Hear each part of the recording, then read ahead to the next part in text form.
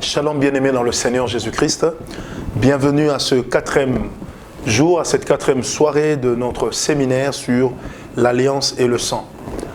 Alors aujourd'hui, donc vendredi, nous voulons parler sur un thème très important sur l'Alliance, les signes d'Alliance.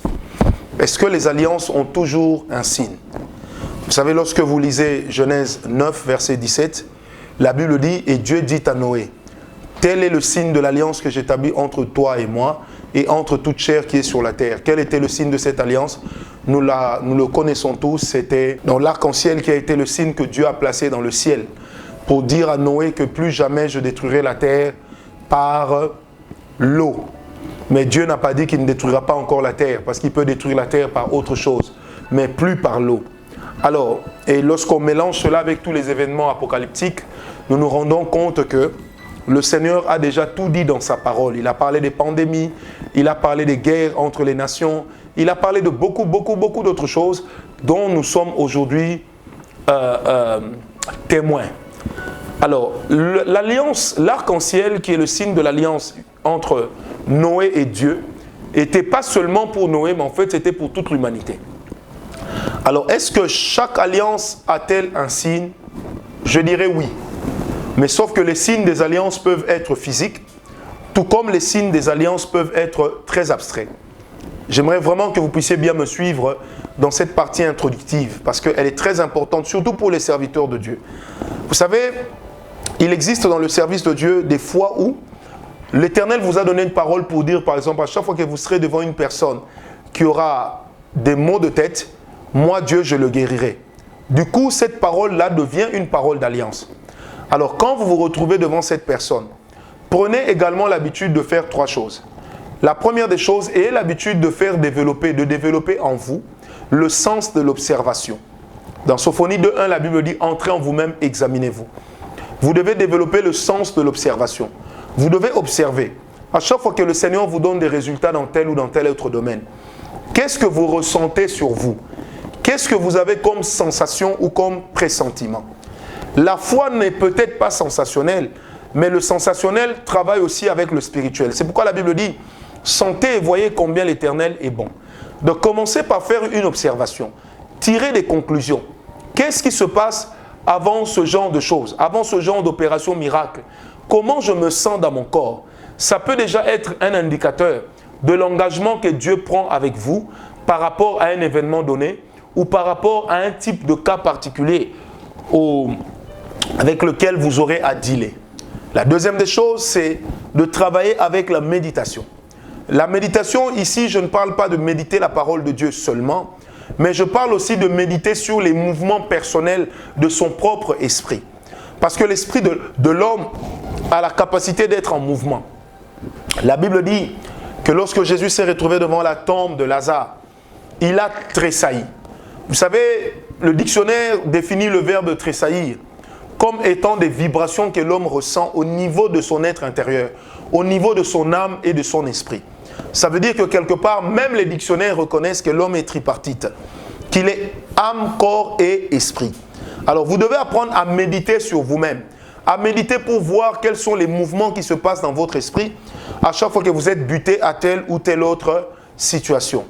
Est-ce que quelqu'un m'a compris? Alors cela est très important. La troisième des choses, c'est d'apprendre également, après avoir médité, après avoir observé, la troisième des choses, c'est maintenant d'apprendre à exercer avec foi. Pourquoi? Parce que votre alliance avec Dieu fait d'abord partie du monde de la foi. Et dans le monde de la foi, la sensibilité à l'Esprit de Dieu vaut son pesant d'or. Il est donc important, mes amis, de reconnaître ces choses. Alors, un autre élément qui nous permet de reconnaître les signes de notre alliance, c'est le calme intérieur qui nous envahit. Vous savez, le calme et le silence font également partie du langage de Dieu. Et la Bible déclare ceci, l'Éternel parle d'une manière ou d'une autre, mais nous n'y prenons point garde. Un jour, un bien-aimé pasteur me disait, frère, à chaque fois que je dois prier pour quelqu'un, dès que je sens une paix dans mon cœur, dès que je sens un calme m'envahir, je sais qu'aujourd'hui l'Éternel va guérir beaucoup de malades. Alors au début, je lui ai posé la question, ça rate jamais. Il m'a dit, mon cher, depuis que je sens ça, ça ne rate jamais. Parce que n'oubliez pas que le monde de l'alliance, c'est un monde privé. C'est un monde de particularité avec Dieu. Donc l'alliance permet à ce que votre particularité puisse éclore. Alors l'Éternel peut vous donner des signes qui peuvent paraître abstraits, qui ne peuvent exister que pour vous-même, mais qui vous amèneront à comprendre ce que Dieu veut faire. Je me rappelle, il nous est arrivé des services dans lesquels, avant le service, je sens une sainte colère et un feu sur le dos. Et quand j'arrive sur la chair, je vois comment les démons sont mal à l'aise. Et il suffit que je crie, esprit impur, prends tes bagages et pars. Du coup, il part. Il y en a qui disent, vous exorcisez des esprits, vous faites ceci. Non. Nous avons appris à être sensibles à notre esprit, être sensible au Saint-Esprit, parce que la Bible dit dans Romains que le Saint-Esprit dit à mon esprit que je suis enfant de Dieu. Donc le témoignage du Saint-Esprit transite par mon esprit. Mais comment pourrais-je donc entendre le Saint-Esprit lorsque moi-même je suis incapable de m'entendre, lorsque je suis incapable d'entendre les vibrations de mon esprit? C'est quelque chose que les chrétiens négligent, mais les occultistes ne négligent pas cela. C'est pourquoi vous allez remarquer les occultistes prêtent beaucoup attention au mouvement de leur esprit. Parce qu'au travers de l'esprit, la nature parle. Au travers de l'esprit, Dieu parle. Est-ce que quelqu'un m'a compris? Au travers des mouvements de l'esprit de l'homme, Dieu lui adresse une parole qui est claire. Mais il faudrait seulement que lui puisse y pencher. Et lorsqu'il n'a pas compris la parole claire que le Seigneur lui annonce, qu'est-ce qu'il fait? Il ne bouge pas. Alors nous aussi chrétiens, apprenons à reconnaître le langage de notre esprit. La Bible dit, lequel connaît les choses de l'homme, si ce n'est l'esprit de l'homme qui est en lui? Et lequel connaît les choses de Dieu, si ce n'est l'esprit de Dieu qui est en lui? 1 Corinthiens 2, 10, vous descendez. Alors pour connaître les choses de mon esprit, c'est mon esprit qui les manifeste. C'est mon esprit qui les révèle. Lorsque votre esprit n'acquiesce pas une personne, bien-aimé, n'y allez pas. Hier, j'étais en train de parler avec un ami, un serviteur de Dieu. Je lui ai dit, je voudrais inviter telle personne, mais je ne le sens pas dans mon cœur.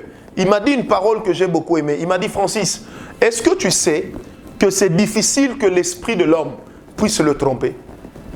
C'est difficile que ton cœur te trompe. Alors, suis les voies de ton cœur. Je me suis rappelé de Proverbe 83 qui disait ceci, qui dit ceci, garde ton cœur plus que toute autre chose, car c'est en lui que se trouvent les issues de la vie. Vous savez, lorsqu'on parle d'un homme spirituel, le langage de l'esprit et même de l'âme se font généralement ressentir au niveau du cœur. Et quand la Bible parle du cœur, la Bible en parle souvent soit selon les réalités de l'esprit, ou encore la Bible en parle des fois aussi selon les réalités de l'âme. Il paraît donc impératif dans notre marche avec le Seigneur, dans notre marche avec Dieu, de prêter aussi attention. Parce que l'une des dimensions qui nous amène même à croître dans la présence de Dieu, c'est laquelle? C'est de nous présenter devant Dieu comme étant des esprits vivants. Parce que nous sommes rendus esprits vivants grâce à l'activité du Saint-Esprit en nous. Parce que c'est le Saint-Esprit qui nous a convaincus de péché, de justice et de jugement. Par conséquent, nous pouvons user de notre esprit quand nous approchons de Dieu. Est-ce que quelqu'un m'a compris?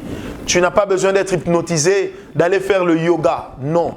La parole de Dieu, l'adoration suffisent pour que tu puisses élever ton esprit dans la présence de Dieu. Tu n'as pas besoin de yoga. La présence de Dieu suffit. La Bible dit que lorsque j'entre dans la présence de Dieu, je trouve dans mon cœur un chemin tout tracé. Pourquoi j'irai chercher dehors des choses qui vont m'amener des démons, alors que j'ai dans la parole de Dieu des choses qui me protègent des attaques du diable et qui me donneront des résultats beaucoup plus probants?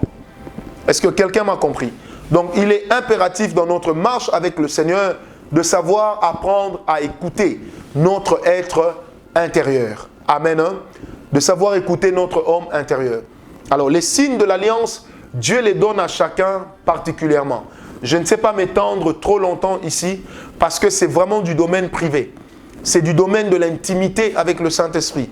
C'est du domaine de la maturité dans la marche avec Dieu, de la maturité dans la compréhension du langage de Dieu, de la maturité dans la compréhension de la grâce de Dieu, de la maturité dans la compréhension de la faveur divine. Apprends à écouter Dieu. Apprends à t'écouter aussi toi-même. Tu verras que le Seigneur ne t'a jamais menti. Parce que dans Job, la Bible dit, la réalité de l'homme se trouve dans son esprit. Une autre version dit ceci, en réalité dans l'homme, c'est l'esprit. Ça veut dire que ce que l'homme est dans son esprit, c'est ce que l'homme sera dans sa vie. Si tu as un esprit fanfaron, tu auras une vie de fanfaron. Si tu as un esprit de consacré, tu auras une vie de consacré. Si tu as un esprit qui va en vadrouille, tu seras une personne envoûtée. Mais si tu as un esprit qui est capable de se concentrer dans la présence de Dieu, tu seras un vaillant. C'est pourquoi vous allez remarquer que l'une des choses qui est également la troisième clé de la sensibilité spirituelle que le diable combat toujours, c'est notre capacité de nous concentrer. Plusieurs personnes m'appellent pour dire « Mais papa, moi je n'arrive pas à me concentrer quand je prie. J'ai des pensées qui vont ça et là. » Je leur dis toujours, c'est simple. La Bible n'a jamais dit fermer les yeux pour prier. La Bible a seulement dit fermer la chambre. Ça veut dire fermer les fenêtres de votre cœur, prier.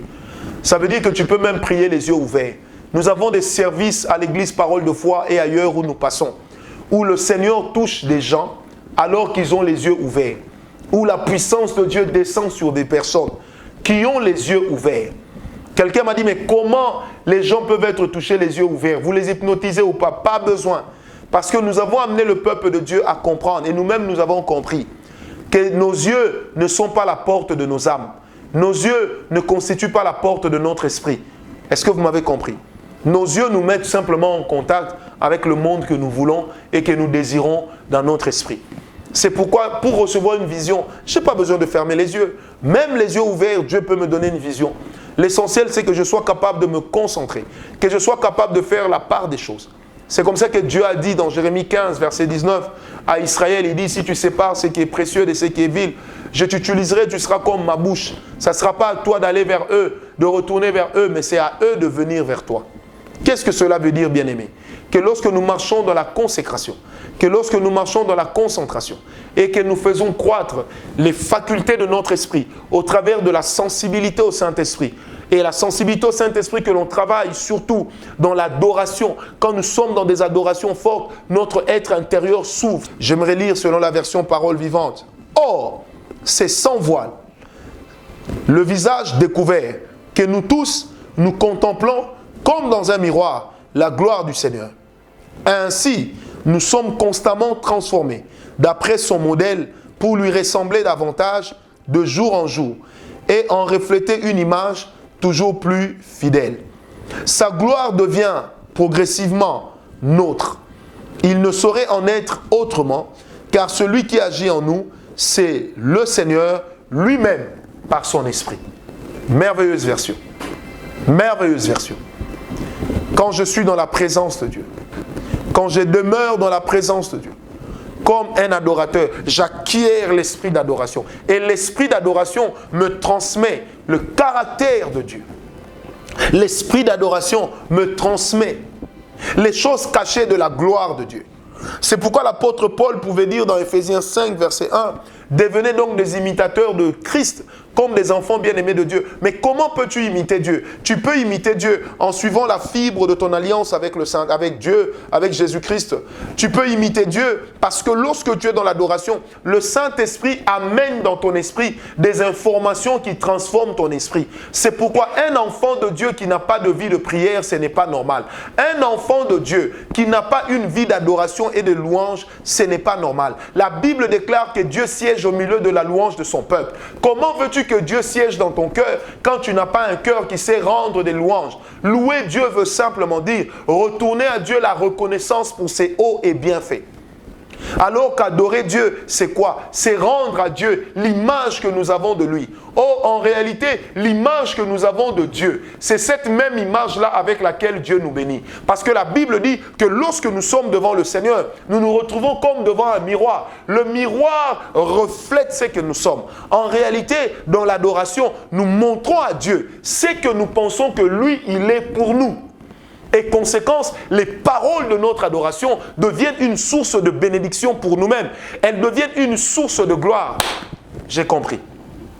Lorsque Moïse entrait dans la tente d'assignation, il adorait tellement Dieu que la gloire qu'il voyait commençait à se refléter sur lui. La gloire qu'il voyait commençait à tomber sur lui. La gloire qu'il voyait était capable de couvrir même sa chair, sa peau. Je voudrais dire à quelqu'un qui souffre d'une maladie de peau, deviens un adorateur. Même tes cheveux qui tombent vont retourner sur ta tête. Même ta peau qui est en train de déprécier, l'Éternel va te guérir de cela. Parce que dans la dimension de l'adoration, tu attires sur toi le rayonnement de la gloire.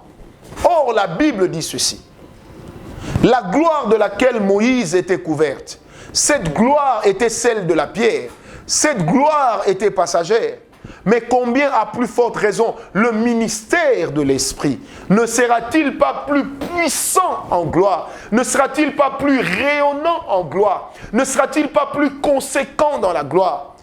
C'est pourquoi l'apôtre Paul pouvait le dire dans Corinthiens 4, bien-aimés, que le ministère de l'Esprit est de beaucoup supérieur en gloire. Et puisque nous sommes à l'époque du ministère de l'Esprit, la gloire que nous croisons dans l'adoration, elle vient sur nous et cette gloire nous pousse à une autre considération de Dieu. Et lorsque notre considération de Dieu s'accroît, elle augmente, elle change, nous changeons aussi de dimension d'alliance. Parce que l'alliance augmente d'après ce que nous découvrons. L'alliance augmente d'après les exigences que Dieu nous donne. L'alliance augmente en termes d'effet d'après les paroles que l'Éternel dépose dans notre esprit pour s'adresser non pas aux autres mais à nous.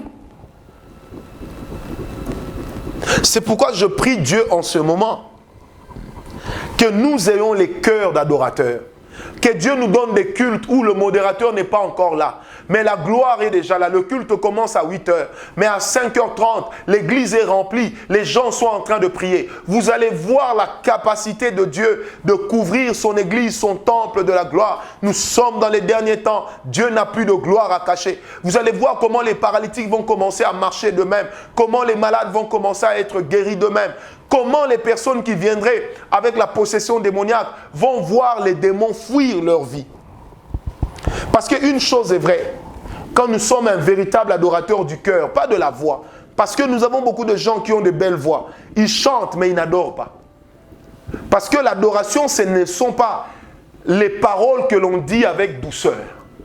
Mais l'adoration, ce sont les paroles qui montent du plus profond de nos cœurs. Vous savez, comme cette chanson qui dit « Alors entends mon cœur, mon esprit qui te loue, entends les chants d'amour d'un enfant racheté, je prendrai mes faibles mots pour te dire quel Dieu merveilleux tu es. Je ne pourrai pas te dire combien je t'aime. Alors entends mon cœur. » C'est ça le langage de l'adoration. On ne cherche pas à tout dire. On ne cherche pas à tout extérioriser par le langage de la parole. Mais c'est nos cœurs qui font monter cette vibration qui va vers Dieu. Le cœur de l'adoration nous permettra de saisir les signes de notre alliance. Que Dieu restaure la dimension d'adoration au milieu de son peuple. Et Dieu aime que nous soyons des véritables adorateurs. Car lorsque nous serons des véritables adorateurs, nous comprendrons mieux le langage de Dieu. Est-ce que quelqu'un m'a donné un amen? Très bien. Donc le signe de ta consécration, garde-la. Garde-la. Vous allez remarquer ceci. C'est que Dieu fait des choses extraordinaires. Mais généralement, il vous prévient par des signes qui sont quelquefois abstraits. C'est pourquoi apprends à être un homme de concentration, à être un homme de méditation, à être un homme d'observation. Mais ne va pas dans le yoga parce que Dieu n'est pas là-bas. De peur que tu puisses ouvrir ton esprit à l'activité d'un mauvais esprit qui va entrer et que tu vives, comme le dit Ecclésiaste 12, de peur qu'un démon ne passe par là et qu'il puisse rompre le cordon d'argent qui va faire que le vase d'albâtre sera brisé. Fais très attention. Quelqu'un m'a compris. Une autre question à laquelle je voudrais répondre en marge de notre séminaire. Peut-on renouveler une alliance perdue? C'est là que j'aime Dieu. Prenez avec moi Juge 16, versets 28 à 30. Juge 16, versets 28 à 30. Juge 16, versets 28 à 30. J'espère que vous y êtes. Du reste, le passage apparaît également sur vos écrans. Juge 16, versets 28 à 30. La Bible dit: Alors, Samson invoqua l'Éternel et dit: Seigneur éternel, souviens-toi de moi. Je te prie, ô Dieu, donne-moi de la force seulement cette fois, et que d'un seul coup, je tire vengeance des Philistins pour mes deux yeux. Et Samson embrassa les deux colonnes du milieu sur lesquelles reposait la maison, et il s'appuya contre elles. L'une était à sa droite et l'autre à sa gauche. Samson dit: Que je meure avec les Philistins. Il se pencha fortement et la maison tomba sur les princes et sur tout le peuple qui y était. Ceux qu'il fit périr à sa mort furent plus nombreux que ceux qu'il avait tués pendant sa vie. Peut-on renouveler une alliance perdue? Oui. Samson, ici, n'a pas réalisé cet exploit en ayant les 7 tresses sur sa tête. Samson, ici, n'a pas tué les princes des Philistins avec ses 7 tresses sur la tête. La Bible dit même qu'il n'y avait que des duvets. Ça veut dire qu'il y avait comme des petits cheveux, un peu comme sur ma tête là, qui ont commencé à pousser. Mais cela a été suffisant. Parce qu'en réalité, la consécration et la force de Samson n'étaient pas dans ses cheveux, mais dans son cœur. Alors je vais vous révéler un secret. La première des choses qui permet de revenir à une alliance perdue, c'est d'abord la véritable repentance. Une repentance sincère devant le trône de grâce fera que Dieu puisse avoir pitié de toi. On ne fait pas l'orgueilleux devant une alliance perdue. Bien-aimé, j'aime bien des gens qui vivent comme s'ils étaient des livres d'histoire. Ah, nous, quand on avait l'onction, les choses qu'on faisait, ces petits mentent. Quand nous, on prophétisait, c'était terrible. Dieu n'a jamais plébiscité des anciens combattants vivants. Dieu aime des gens qui réalisent des exploits de gloire en gloire. Car la Bible dit, nous avançons de gloire en gloire, comme par le Seigneur l'Esprit.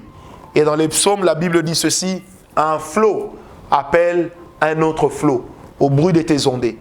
Au bruit de ta soif, au bruit de ta repentance, Dieu est capable de restaurer ce que tu as perdu. Au bruit de ta repentance, Dieu est capable d'entendre tes cris. Bien-aimé, la Bible dit ceci, lorsque David a fait l'enfant avec Bathsheba, le grand frère de Salomon, l'enfant, pendant qu'il était malade, David pleurait. Quand l'enfant est mort, David a lavé son visage. C'est le langage de la repentance. En fait, David ne pleurait pas surtout pour l'enfant. Mais David était en train de pleurer pour le péché dans lequel il était tombé. Bien-aimé, si ton péché grave ne te fait pas pleurer, c'est que ta repentance est fausse. Si ton péché ne te fait pas regretter, c'est que ta repentance est fausse. Si ton péché ne te fait regretter que les regards des hommes, en réalité, tu n'as encore rien compris de la grâce de Dieu. Si tu es là toujours à dire, mais comment les gens me regardent, comment les gens vont me considérer, mais moi je ne saurais plus prêcher là-bas, parce que les gens ont entendu tout ce que j'ai fait, il fallait qu'on me cache.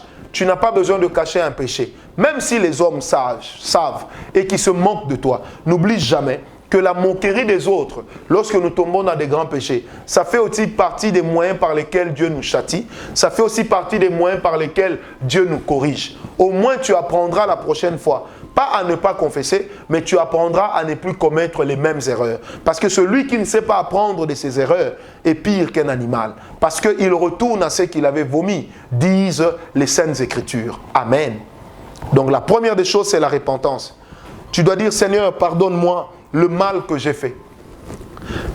Et si tu as péché dans une alliance avec quelqu'un, avec ta femme, avec ton épouse, humilie-toi, va demander pardon. Humilie-toi, va demander pardon. Ne fais pas le gros dos ni l'orgueilleux. Parce que l'orgueil n'a jamais servi l'intérêt de quelqu'un qui est en alliance avec Dieu. Réponds-toi sincèrement. Réponds-toi de tout ton cœur. Demande pardon. Tu as trahi ta femme, demande pardon. Tu as trahi ton mari, demande pardon. Tu as été impoli à l'égard de ta maman, à l'égard de ton papa, demande pardon. Parce que la Bible dit, honore ton père et ta mère, afin que tu vives longtemps sur la terre. Bien-aimé, on ne vit pas longtemps sur la terre parce qu'on prie, mais on vit aussi longtemps sur la terre parce qu'on obéit à nos parents. Et cela fait partie des paroles d'alliance. Et avec Dieu, il existe des paroles d'alliance. Et les paroles d'alliance, Dieu les affirme sous forme de loi. Et Dieu nous les affirme aussi sous forme de promesses. Il est important, bien-aimé. Tu peux prendre l'initiative de l'alliance par le vœu. Obéis à ta propre parole. Obéis à ton propre vœu. Remplis ton propre vœu. Là où tu n'as pas rempli ton vœu, viens te repentir devant Dieu. Là où tu n'as pas eu à payer ta dîme, la prochaine fois que tu vas payer ta dîme, paye avec la valeur du 1/5 de ce que tu dois à Dieu. Parce que c'est comme ça qu'on rachète la dîme. Est-ce que quelqu'un me comprend? Tu n'aimes pas donner les offrandes parce que tu traites les pasteurs, les prêtres d'être des menteurs, des aventuriers. Mon bien-aimé, toi qui me suis en ce moment, va te repentir. Est-ce que vous savez que certaines personnes, pour que leur vie aille bien et que les alliances avec Dieu soient rétablies, doivent juste demander pardon à leur Père spirituel pour le mal qu'ils ont fait? Parce que quelquefois, notre alliance avec Dieu est rompue pour le mal que nous avons causé à l'église locale. Tu avais une fonction importante. Les gens t'admiraient. Plusieurs ont suivi Dieu à cause de ton zèle. Mais tu vas t'adonner à une vie mauvaise. Et tu demandes pardon en cachette. Eux, ils l'ont appris. Demande-leur aussi pardon. Pourquoi? Parce que ta personne ne doit pas constituer une pierre d'achoppement pour les autres. Ta personne ne doit pas constituer, une fois que tu constitues une pierre d'achoppement pour les autres, l'alliance avec Dieu entre en souffrance.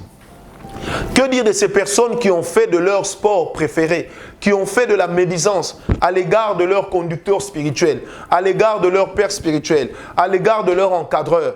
Ils ont fait de la médisance contre un sport. Ils s'y adonnent chaque jour. Après, ils sont étonnés par la qualité de la vie qu'ils mènent.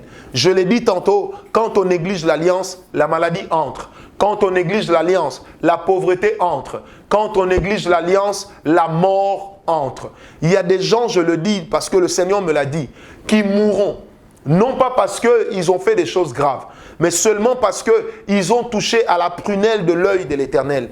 Lorsque la Bible dit « ne touchez pas à mes oins », la Bible ne dit pas que quand les oins pêchent, nous ne devons pas prêter attention. Non, la Bible nous amène à ne jamais oublier que ces gens qui ont été oints, ils l'ont été par Dieu et non par nous. Ils l'ont été par Dieu et non par nous. Le respect dû à l'homme de Dieu maintient aussi notre alliance intacte avec Dieu. Comment peux-tu prétendre respecter Dieu que tu ne vois pas sans respecter ton père spirituel que tu vois? Sans respecter ton pasteur que tu vois, sans respecter ton encadreur que tu vois? Je vais t'étonner. Est-ce que tu sais que sur la terre, Dieu n'est pas représenté par des objets? Dieu n'est pas représenté par une église. La Bible dit dans Exode 20, tu ne te feras point d'image taillée de ce qui est au ciel, ni de ce qui est sur la terre, pour aller les adorer. Non. Mais sur la terre, Dieu est représenté par ses serviteurs. Sur la terre, Dieu est représenté par des hommes qu'il a délégués. Au point que Dieu dira à Moïse, tu diras à la nation d'Israël de payer la dîme au sacrificateur qui se chargera de bénir les Lévites. Il dit, je ne donne aucune part d'héritage aux Lévites parmi Israël, parce que c'est ce qui me revient comme part que l'on donnera aux Lévites, parce que les Lévites me représentent. Et le souverain sacrificateur représentait personnellement Dieu. Est-ce que quelqu'un m'a compris? Il y a des gens qui doivent simplement se réconcilier avec les serviteurs de Dieu qui sont devant eux, qui doivent demander pardon à leur père spirituel. C'est comme ça que ça marche. Vaut mieux que l'erreur vienne de l'autre, mais jamais de toi. Le manque de loyauté à l'égard de son père spirituel, le manque de loyauté au regard des prescrits de la parole de Dieu, le manque de loyauté, bien aimé, une personne qui n'est pas loyale est une personne qui n'est pas sérieuse. Une personne qui n'est pas loyale est une personne vacillante. La loyauté, c'est le caractère des hommes posés. La loyauté, c'est le caractère des hommes qui ont de la maturité. La loyauté, c'est le caractère des personnes qui marchent avec Dieu de tout leur cœur et qui respectent les prescrits divins. Comment peux-tu déshonorer un homme que Dieu honore? Or, la Bible déclare que les serviteurs de Dieu méritent un double honneur. Vous savez, parmi les choses qui détruisent les alliances de certains de nos fidèles avec Dieu, c'est le fait de considérer l'homme de Dieu comme un ami. Lorsque vous tombez dans le piège de l'habitude, l'habitude finit toujours par tuer le sacré. Lorsque vous vous habituez à un serviteur de Dieu, parce qu'il rigole, parce qu'il blague, ça va finir par devenir un piège pour vous. Coucher avec un homme de Dieu n'est pas une bénédiction, c'est une malédiction. Est-ce que tu m'as compris? Lorsque on conduit un homme de Dieu dans des compromis, c'est son Dieu qu'on est en train de trahir. On est en train de toucher au principe de Dieu dans sa vie. La loyauté est très importante. Le manque de loyauté va tuer ton alliance avec Dieu. Comment peux-tu prétendre être loyal à Dieu, respecter Dieu que tu ne vois pas, mais tu ne respectes pas l'homme que Dieu a placé devant toi? Tu es un envoûté. Et l'ignorance est une forme d'envoûtement inouï que l'on trouve sous le soleil. Il y a des hommes qui prouvent leur ignorance par leur capacité, qui prouvent leur envoûtement par la taille et la qualité de leur ignorance qui est rare. Que Dieu t'aide, toi qui me suis en ce moment, à sortir de l'ignorance de ces choses. C'est là pas moi qui le dis, c'est la Bible qui le dit. L'Éternel traite Israël, traite ses serviteurs comme la prunelle de son œil. Et toi, combien de fois n'as-tu pas titillé la prunelle de l'œil de Dieu? N'as-tu pas introduit ton doigt dans l'œil du Seigneur en te disant, il ne m'arrivera rien, il ne m'arrivera rien? Après, tu es étonné de la qualité de malédiction que tu vis. Après, tu es étonné que ta femme te quitte. Après, tu es étonné que tes enfants soient tout le temps malades. Après, tu es étonné que toute affaire financière dans laquelle tu entres ne puisse pas évoluer. Après, tu es étonné de voir apparaître des maladies des vieilles personnes dans ton corps, de voir ta peau commencer à se décaper, de voir la lèpre apparaître. C'est parce que plusieurs ont déjà la lèpre spirituelle, parce qu'ils ont touché des personnes qui avaient l'onction, des personnes qui étaient consacrées par l'onction de Dieu, des personnes qui étaient consacrées comme étant des nazirs, des personnes qui avaient été livrées, non pas au sacrifice de Moloch, mais qui ont été livrées comme Samuel a été livré à Dieu par sa propre mère, Anne.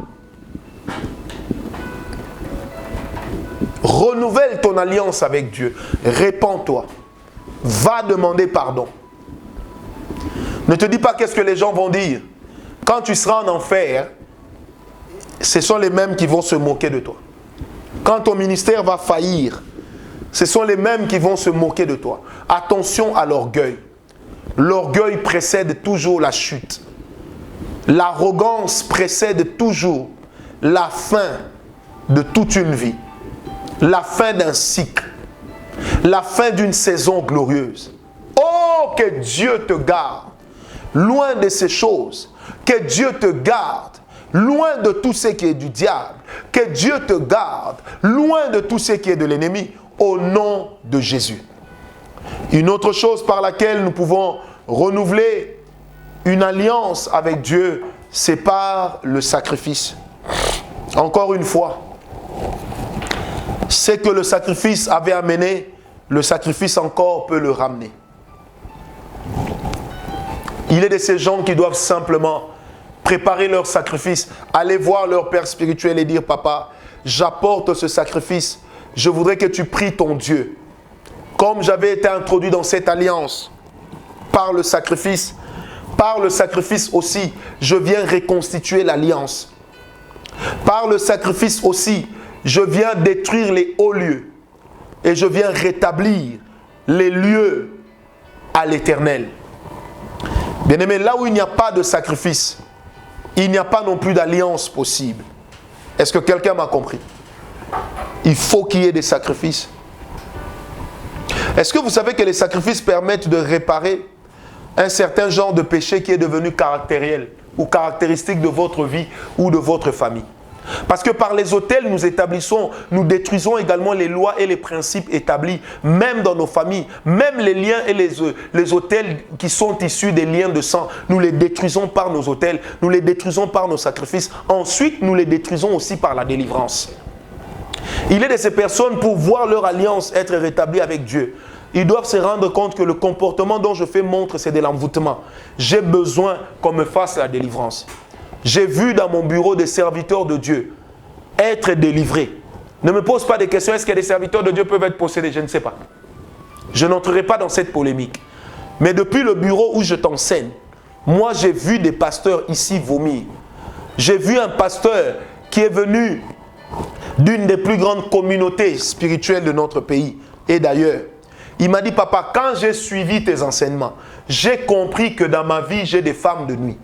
Alors je suis venu que tu me fasses la délivrance. Je lui dis, mais pasteur, votre communauté ne croit pas à la délivrance. Votre communauté nous a dit que quand tu es converti, c'est fini, tu n'as plus affaire aux démons. Il dit, mon cher, je ne parle pas de la communauté, je parle de moi. Parce que ce n'est pas ma communauté qui vit ce que je vis à ma place. Moi, j'ai besoin que vous puissiez prier pour moi. Ici même dans ce bureau, je lui ai demandé de s'agenouiller. Nous lui avons imposé les mains. Les démons sont partis. Il a crié, il a hurlé, il a vomi. Peut-être que toi, tu me diras que ce n'était qu'une oppression démoniaque. Je ne suis pas dans cette polémique. Mais moi, ce que je sais, c'est que les démons sont sortis de l'intérieur de lui vers l'extérieur pour aller dans les lieux arides. Moi, c'est tout ce que je sais. Le français, tu le parles mieux que moi.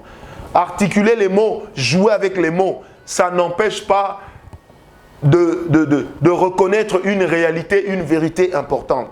C'est qu'il est de ces gens qui ont simplement besoin de délivrance pour retourner dans leurs alliances avec Dieu. Parce que la délivrance fait partie aussi des moyens par lesquels on renouvelle l'alliance. Le Seigneur Jésus lui-même a dit ceci. Il dit que nous devons prier pour que Dieu puisse émonder l'arbre. Parce que l'arbre, tout arbre que n'a pas planté son père sera déraciné. Émonder un arbre veut simplement dire enlever les branches qui portent du mauvais fruit. Enlever les branches qui portent la corruption. L'Éternel dit ceci. Il dit, excusez-moi, vaut mieux entrer dans le royaume des cieux avec une seule main. Parce que si ta main est pour toi une occasion de chute, débarrasse-toi de cela. Si c'est ton bras qui est pour toi une occasion de chute, débarrasse-toi de ton bras. Si c'est ta jambe, débarrasse-toi de ta jambe. Ma foi, débarrasse-toi de tout ce qui t'empêche de vivre grandement la faveur de Dieu et de vivre très bien l'alliance avec l'Éternel, le roi de gloire. Est-ce que tu m'as compris? J'aimerais qu'une personne en ce moment me dise, moi j'ai décidé de renouveler mon alliance avec Dieu. Je prie en ce moment que l'alliance avec le Tout-Puissant puisse être renouvelée par la repentance, mais aussi par la délivrance. Pasteur, si tu ne sais pas faire la délivrance, si tu ne crois pas à la délivrance, crois au moins parce que la parole de Dieu en parle. Dans l'ordre de mission du Seigneur Jésus, le Seigneur Jésus a dit, il est venu libérer les captifs. Il est venu annoncer une année de grâce de l'Éternel. Dans les actes des apôtres, les apôtres ont chassé les démons. Pourquoi toi tu refuses de chasser les démons? Un jour un pasteur m'a dit, moi je ne chasse pas les démons parce que j'ai peur que les démons me suivent. Alors c'est que tu sais que tu mènes une vie de païen. Parce que lorsque tu travailles dans la délivrance, tu dois aussi être un homme ou une personne qui surfe dans la sanctification. Parce que quand il n'y a pas de sanctification et que tu travailles dans la délivrance, tu es comme en train de livrer ta propre vie en pâture au diable et à tout ce qu'il peut activer pour venir détruire ta vie. Je prie au nom de Jésus que la grâce de Dieu puisse être avec toi, que la puissance du Seigneur puisse t'affranchir de tout ce qui n'est pas de Dieu. Et si après avoir prié, tu as tout fait, ça n'a pas marché. Je répète, cherche à ce qu'on prie pour toi. Qu'on chasse les démons. Parce que le diable ne doit pas t'empêcher de vivre ton alliance avec Dieu. J'ai toujours dit à l'église, parole de foi. J'ai toujours dit aux membres de la voix de la puissance divine Gawala Ministries, je leur ai toujours dit cette vérité. Je n'ai pas honte de l'évangile parce que c'est une puissance pour quiconque croit. Je n'ai pas honte de la délivrance. L'évangile, c'est la délivrance. L'évangile ne bannit pas la délivrance. L'évangile appuie la délivrance. Donne-moi un amen bien. Une autre chose pour rétablir l'alliance avec Dieu, c'est de briser les hauts lieux qui ont chassé la présence de Dieu. C'est de briser cette idolâtrie, ces habitudes que nous avons laissées en nous et qui avaient chassé la présence de Dieu. De rétablir notre relation avec Dieu. De faire que notre relation avec Dieu puisse avoir la primeur, la priorité dans toute notre vie, la priorité dans la qualité de notre marche. Frère, rétablis l'arche. Rétablis l'arche. Rétablis l'arche. Brise les hauts lieux, brise les idoles. Et généralement, sur le trône de ton cœur, l'idole qui y est établie, c'est toi-même. C'est pourquoi apprenons à nous laisser briser par Dieu. Apprenons à nous laisser façonner par Dieu.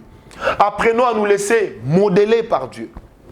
Bien-aimé, que Dieu te modèle, que Dieu te façonne, que Dieu te donne la forme que tu dois avoir pour vivre cette destinée glorieuse à laquelle tu es prédestiné. Que Dieu te permette, donne à Dieu le temps de te forger, de te modeler. Tu n'es qu'un pot, que le potier qui est Dieu te donne la forme qu'il faut pour que tu sois capable de bien avancer avec Dieu, pour que tu sois capable de bien garder ton alliance avec Dieu, pour que tu sois capable d'être une sentinelle qui veille sur toi-même, mais qui veille aussi sur les autres. C'est comme ça que l'apôtre Paul pouvait dire à Timothée, « Timothée, mon fils dans la foi, veille sur toi-même, mais veille aussi sur ton enseignement. » Bien-aimé, tu veux rétablir l'alliance avec Dieu, veille sur la qualité des enseignements que tu reçois. Hardy, certains enseignements t'éloignent de tes alliances parce que certains enseignements ne croient pas aux choses auxquelles toi tu crois.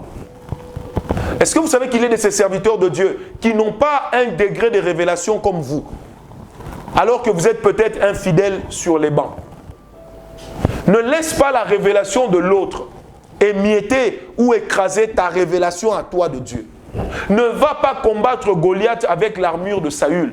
Même si Saül a remporté toutes ses batailles avec cette armure-là, dis-toi que Dieu a des stratégies qui sont propres à toi et qui n'enseignera qu'à toi. Est-ce que tu m'as compris? Il est temps que tu te lèves dans la prière. Il est temps que tu retournes aux prescrits de l'alliance, que tu retournes aux prescrits de la consécration. Il est temps que tu veilles sur les exigences de la gloire, sur les exigences de la présence de Dieu, que tu veilles sur les exigences de tes alliances. Une alliance sans exigence n'est pas de Dieu, parce que la parole de l'alliance se fait toujours précéder par un si. Ou alors Dieu dira quelque chose à l'impératif et il te dira aussi à l'impératif ce que toi tu dois faire. Il a dit à Noé, je vais détruire la terre par le déluge, mais toi et tes fils vous entrerez dans l'arche. Bien-aimé, il a dit à Noé, ne se pas, va bâtir l'arche. Noé a obéi. Pendant qu'il était en train de souffrir pour bâtir l'arche, écoutez, l'arche était très grande. Pendant que Noé souffrait pour bâtir l'arche, en réalité, il était victime de la honte, il était victime des injures, il était victime du mépris, il était victime de l'embarras des autres, il était vilipendé. Mais cela ne l'a pas empêché d'avancer. Il était hué. Mais cela ne l'a pas empêché d'obéir à l'alliance. Quelqu'un m'a compris. Accepte la honte si c'est par là que ton alliance doit être rétablie. Accepte l'humiliation si c'est par là que Dieu rétablira l'alliance avec toi. Parce que l'alliance avec toi, Dieu y tient. Pourquoi toi-même tu n'y tiens pas?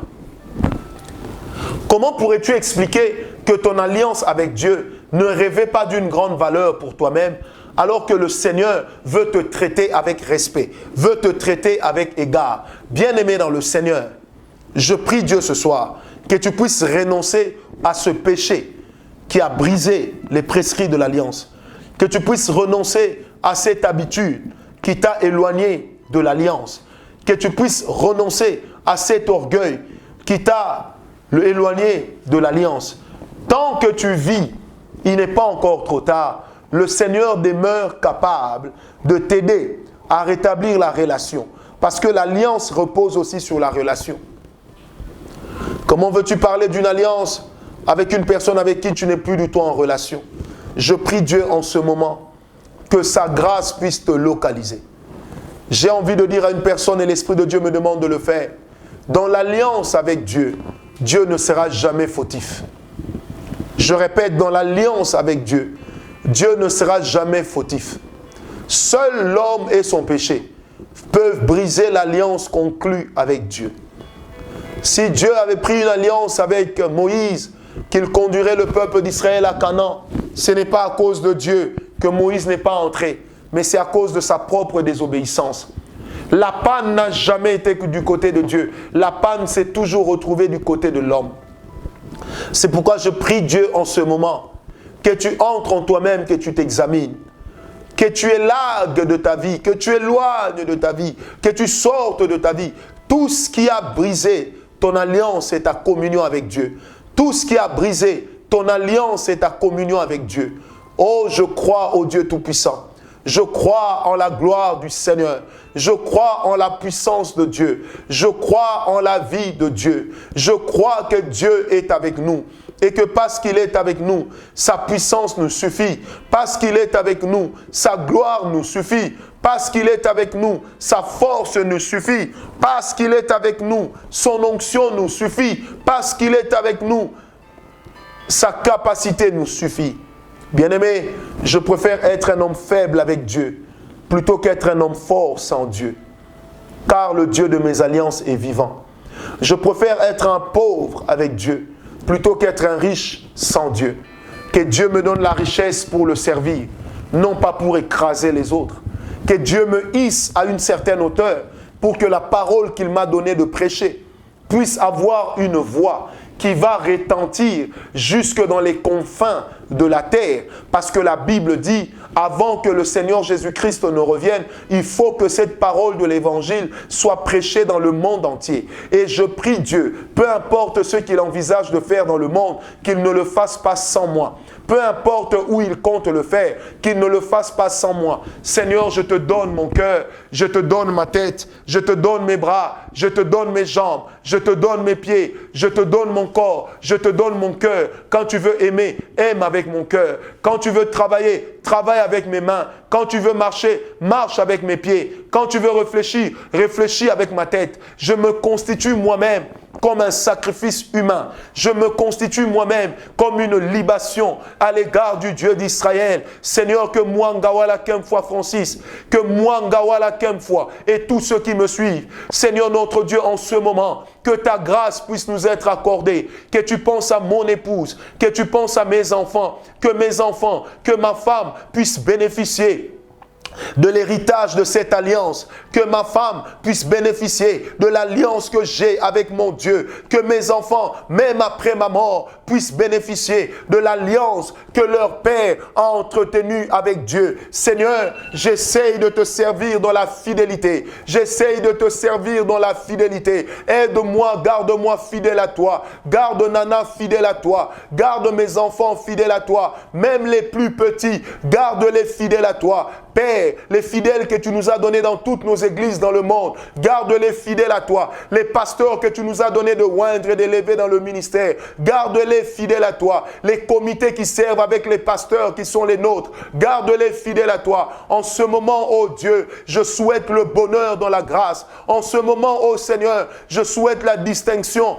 dans la manière de te servir, la distinction dans la manière de marcher avec toi, la distinction dans la manière de te craindre, que nous ne soyons pas des mondains, mais que nous soyons des hommes spirituels, que nous soyons des personnes aguerries, que nous soyons des personnes attachées au Dieu d'Israël, que nous soyons des personnes attachées au roi de gloire. Nous ne voulons pas, après avoir commencé par l'esprit, terminé par la chair. Loin de nous la puissance de la chair, loin de nous l'onction de la chair, mais près de nous la grâce de Dieu. Avec le Saint-Esprit, Papa, moi, Ngawala Kemfwa Francis, mari de Nana, père de Sarina, père de Telia, père de Sagui, père de Neri, père d'une multitude d'enfants spirituels, je prie que la grâce soit leur partage.